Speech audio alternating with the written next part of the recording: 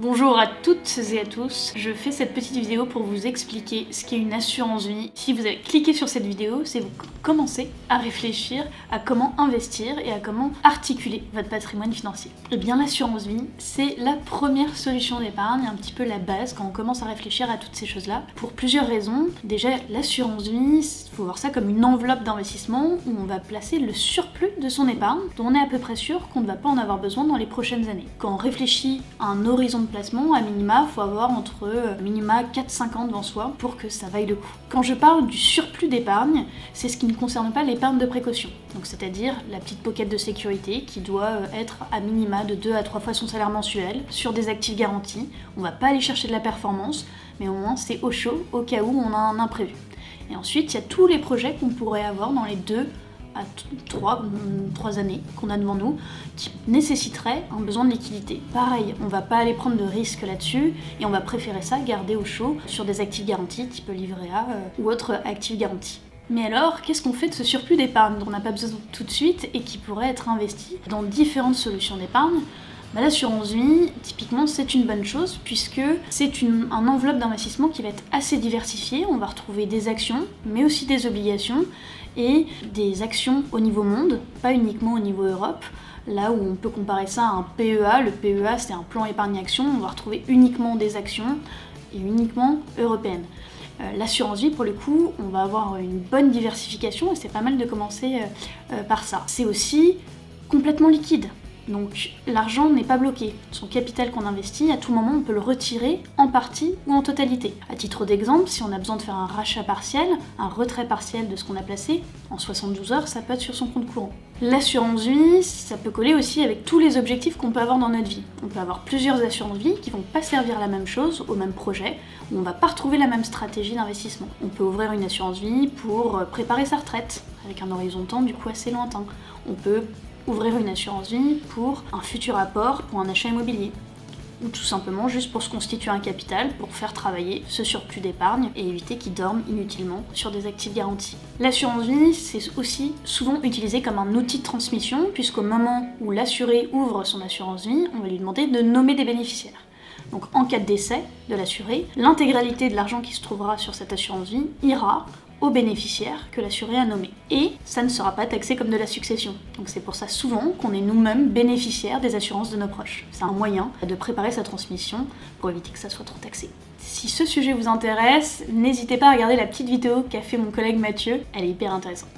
L'assurance vie, c'est aussi la fiscalité. Bon nombre de solutions d'épargne ont ce qu'on appelle des petites carottes fiscales. Donc pour pousser les épargnants à laisser le plus longtemps possible leur argent fructifier, eh bien on va mettre des petites carottes fiscales. Sur l'assurance vie, elle intervient au bout de 8 ans d'ancienneté. Donc c'est-à-dire que si votre assurance vie a plus de 8 ans et que vous faites un retrait partiel ou total, vous serez moins imposé par l'État sur la plus-value qu'il y aura à ce moment T.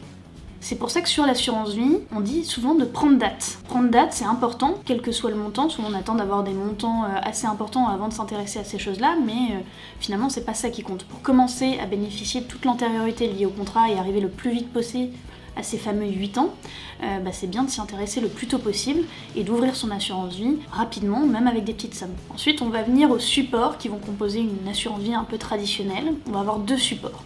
Le fonds en euros et les unités de compte. La partie qu'on appelle fonds en euros, c'est une poche qui va ressembler un petit peu dans les grandes lignes au fonctionnement qu'on pourrait attendre d'un livret. C'est complètement garanti, aucun risque de perte en capital. Par contre, aujourd'hui, comme il n'y a pas de risque, le rendement du fonds en euros, lui, est pas forcément très intéressant. On est en moyenne à 1%, même si potentiellement il peut peut-être un petit peu monter au vu de l'inflation qu'il y a en ce moment. Le fonds en euros, c'est composé en majorité par ce qu'on appelle des obligations d'État, de très vieilles obligations qui ont été émises il y a plus d'une petite cinquantaine d'années. Mais ce qu'il faut retenir, c'est que ce support est complètement garanti, aucun risque. Et le deuxième support, c'est les unités de compte, appelées UC. Et une unité de compte, ça va être un fonds d'investissement qui peut être en actions, mais aussi en obligations d'État ou d'entreprise. Et à l'intérieur de ces fonds d'investissement, on va retrouver une majorité d'entreprises cotées en bourse. Qui dit bourse, cotée en bourse, dit que là pour le coup, on va pas être du tout sur la même logique que des actifs garantis. Là, le capital, il va fluctuer tous les jours en fonction de ce qui se passe sur les marchés, à la hausse comme à la baisse. On va là parler pour le coup d'un réel investissement, parce qu'il y aura un peu plus de risques.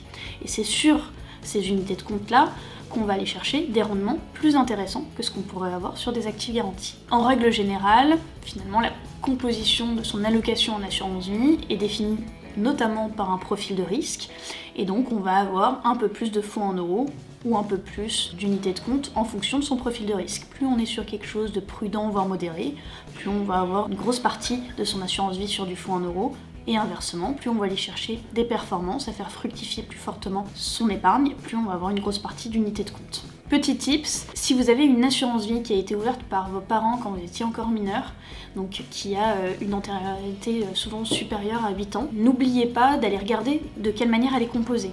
Puisqu'il y a encore quelques années, 5-10 ans, le rendement du fonds en euros pouvait tout à fait être à hauteur de 5%. Aujourd'hui, le rendement du fonds en euros a bien baissé, et donc ce serait dommage de se retrouver avec une assurance vie qui a une super antériorité, où elle est composée en majorité de fonds en euros. Vérifiez bien de quelle manière votre allocation a été faite, et si ça ne mériterait pas d'avoir un petit arbitrage ou une petite modification pour la rendre un peu plus performante. Parce que oui, c'est super d'avoir une assurance vie qui a plus de 8 ans, trop chouette. Mais ça veut dire quoi? Ça veut dire que vous avez la possibilité de retirer une partie ou la totalité en étant moins taxé sur la plus-value qu'il y a. Mais si votre assurance vie ne performe pas et ne dégage pas de plus-value, aucun intérêt de la laisser comme ça X années. À noter aussi que les assurances vie peuvent être gérées de manière différente. On va voir ce qu'on appelle de la gestion libre, où là l'épargnant doit veiller à la performance de son contrat tout seul, et donc arbitrer son portefeuille en conséquence, faire des modifications, peut-être changer de profil de risque, changer les unités de compte ou la proportion d'unités de compte fonds en euros, mais ça c'est bien à la main, c'est en gestion libre, donc c'est à la main de l'épargnant. Et on va avoir ce qu'on appelle de la gestion pilotée, où là c'est l'acteur qui a proposé cette assurance vie qui est en charge de la gestion financière de l'assurance vie de son client. Sachez qu'à tout moment, vous pouvez demander à changer de profil de risque ou de thématique, et donc de fonds d'investissement au niveau du support. Rien n'est gravé dans le marbre. Par contre, on reste sur de l'assurance vie, avec un horizon de temps assez long. Petit bateau de croisière, on ne fait pas du trading sur de l'assurance vie, donc c'est bien de garder son cap. Mais en tout cas, il y aura la possibilité de modifier la composition de son allocation à tout moment. Pour finir, un petit mot sur les frais. Attention, les assurances vie, mais comme d'autres solutions d'épargne, peuvent être de temps en temps des millefeuilles de frais si on ne fait pas très attention, et c'est souvent même compliqué de comparer plusieurs assurances vie, parce qu'elles peuvent être composées de 2 supports, on l'a vu, différents, avoir une gestion différente. Tout ça fait que ça rend complexe le fait de comparer au niveau des frais plusieurs assurances vie. Renseignez-vous bien sur les frais. J'ai fait également une petite vidéo il y a plusieurs mois sur ce sujet, donc n'hésitez pas à la regarder. L'investissement, ça doit absolument pas être douloureux, donc c'est vraiment important d'y mettre que le surplus de son épargne, de viser le long terme, parce que le meilleur ami qu'on puisse avoir dans l'investissement, c'est du temps. L'autre conseil, c'est de lisser son investissement dans le temps pour dépendre de dates d'investissement différentes et de lisser les fluctuations aussi dans le temps. Donc c'est pas l'assurance vie qui va vous dicter comment vous devez investir, mais c'est plutôt vous, et l'assurance vie s'adapte à vos besoins et à votre stratégie d'investissement. Le petit mot pour la fin, ce sera pour Goodvest. Nous, on propose notamment des assurances vie pour une personne majeure et pour personnes mineures. Les 2 grosses différences qu'on va avoir avec des assurances vie plus traditionnelles, c'est qu'on est monosupport, uniquement investi sur des unités de compte. On exclut le fonds en euros car malheureusement, comme bon nombre d'actifs garantis, il y a une certaine opacité et on a besoin d'une transparence totale pour pouvoir garantir ce qu'on garantit aujourd'hui à nos clients, c'est-à-dire des fonds d'investissement qui vont exclure certains secteurs qui, nous, à notre sens, ne prennent pas la bonne voie. Et l'autre point, nous, on va maîtriser les allocations des assurances vie qu'on va proposer en limitant la trajectoire carbone à pas plus de 2 degrés. Donc n'hésitez pas à prendre rendez-vous avec des conseillers, on est à votre disposition, et à très vite dans une nouvelle vidéo.